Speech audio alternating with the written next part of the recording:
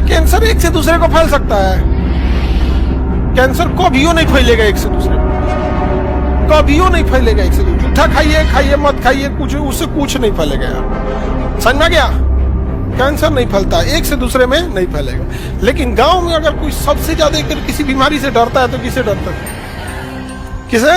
Cancer से। जबकि इससे कभी बीमारी वगैरह नहीं फैलती है। समझ में गया कि नहीं? इसके कुछ कॉमन चीजें हैं, तो इसके लिए थोड़ा सतर्कता की जरूरत है। कैंसर में क्या होता है ना कि भारत का आदमी कैंसर जांच कराता ही नहीं है। अगर स्टेज 1, स्टेज 2 या फिर स्टेज 3 के एकदम पहले स्टेज में, स्टेज 3 के एकदम स्टार्टिंग में अगर कैंसर पता चल गया, आप ठीक हो जाएंगे। क्या हो जाएंगे? ठीक हो। बट आदमी कहने का मन से, जो भी इंसान है वो कैंसर को तब पकड़ता है जब वो 4th स्टेज में जा चुका है। अब जब कैंसर 4th स्टेज में चला गया उसे कहते हैं मेटास्टेटिक कैंसर, मतलब पूरे शरीर में फैल गया।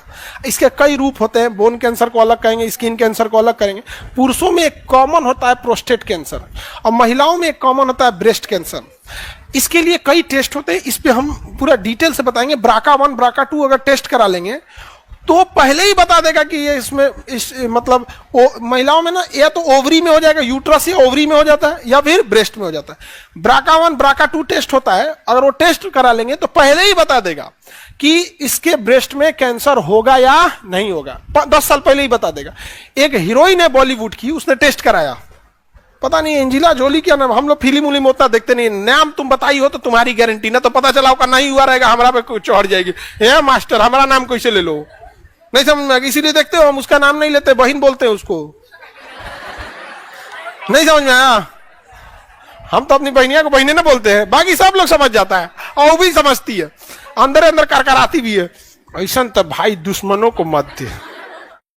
नहीं समझ में आया? तो कोई हीरोइन है, उसने टेस्ट कराया। जब टेस्ट कराया तो उसमें हमारे जीन में अलग अलग जीन के अलग अलग नाम है। तो उस जीन का नाम है, एक जीन का नाम है BRCA1 और एक का नाम है BRCA2। अब इसका स्पेलिंग डॉक्टर वाला लोग में पता नहीं, कोई स्पेलिंग आगे पीछे ना, डॉक्टर दवाई के नाम का स्पेलिंग है, अजीब उटपटांग होता है। ऐसे ही होता है। ये टेस्ट अगर करा लेते हैं तो उसे पता चल जाता है पहले ही कि उसे ओवेरियन कैंसर या फिर ब्रेस्ट कैंसर हो सकता है कि नहीं। तो एक बॉलीवुड की कोई हीरोइन थी, उसने चेक कराया तो उसे कैंसर था ही नहीं, और ना ही कोई कैंसर के लक्षण थे। बट उसने अपने ब्लड टेस्ट से ये BRCA1 और BRCA2 नाम के जीन को डिटेक्ट कर लिया, और यही जीन ससुरा ट्यूमर बना के कैंसर बना देते हैं। इसमें हाईली टेंडेंसी होती है इस सब टाइप के जीन में। इस टेस्ट से ये संभावना पता चल जाता है। बाकी आगे मेडिकल चीज क्या है वो डॉक्टर उसको बेटर समझेंगे। एक आप लोग एक लेमैन के हिसाब से बस इतना ही समझ सकते हैं ना कि हाँ, इससे उसने ना होने से पहले ही ब्रेस्ट ऑपरेशन करके सर्जरी से हटा दिया। ओवरी वगैरह भी अब पूरी डिटेल कोई अपना मेडिकल डिटेल तो देगा नहीं, लेकिन पहले ही उसे कैंसर था ही नहीं, बट उससे पहले ही हटा दिया। सोचिए कितने ज्यादा जागरूक है सब। समझ में आया? भारत में महिलाओं लोग में ब्रेस्ट कैंसर कॉमन है, तो एक मशीन आती है मेमोग्राफ, वो 2 साल पहले बता देती है।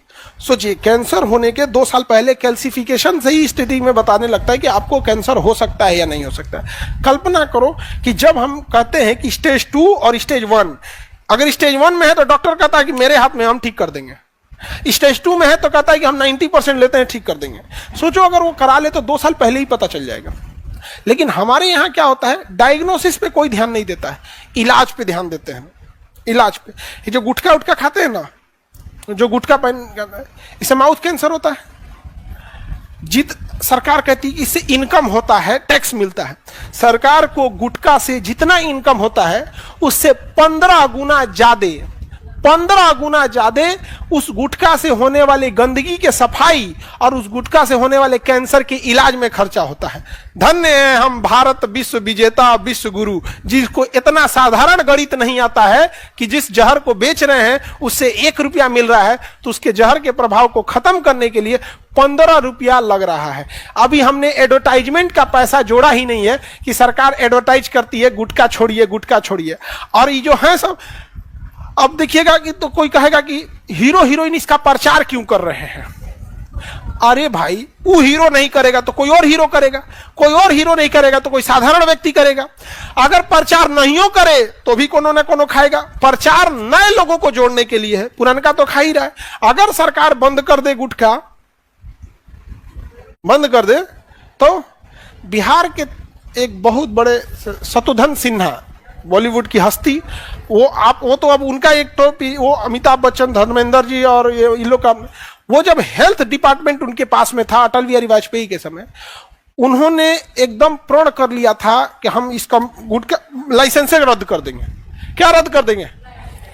क्योंकि बनाने वाली कंपनी किसी को 600 करोड़ का फायदा, किसी को 1200 करोड़ का फायदा। अब 5-6 तो कंपनी है, एक के कंपनी का 3 अलग अलग मॉडल का गुटखा है। आपको लगता है दोनों अलग है, मालिक क्या है? एक ही है, एक छोड़ तो एक रखो। उन्होंने एकदम डिसाइड कर लिया था। यहाँ पे उनका मंत्रालय चेंज करा दिया गया। नहीं समझ रहे हो? क्या चेंज हो गया? मंत्रालय। अब क्या करिएगा आप? कितना अब अपने से सोचो, अगर कोई 800 करोड़ प्रॉफिट कमा रहा है तो 100 करोड़ कहीं देने में क्या जा रहा है? उसको देख रहा है कि आदमी बैठ जाएगा तो नासिए देगा यहाँ पे। इसीलिए कहा जाता है एक बिहारी 100 पे भारी। फिल्म में उनका योगदान तो है ही है, शत्रुघ्न सिन्हा का बिहार में फिल्म में तो एक अग्रणी योगदान है उस समय का यहाँ पे। लेकिन जो ये है, ये बहुत जरूरी है। इसको आप लोग नहीं जानते थे। इनको आज भी अगर आपके घर में अगर सपोज कीजिए कि 50 आदमी भी है, कहीं गुटखा छोड़ने के लिए कैंपेन चल रहा है, आप कोई बोल देंगे उनसे तो आ जाएंगे वहां पे। आपके घर द्वार का उद्घाटन हो इसमें वो आए चाहे ना आए, अगर गुटखा छोड़ने का कोई अभियान चल रहा है तो उसमें पक्का आएंगे यहाँ पर। समझ में? हमसे ही बोल रहे थे कि आपके बच्चों को समझाएंगे, हम कहा आइए, लेकिन तुम लोग इस सब चीज को नहीं अवॉइड करना है। आप समझ में आ गया?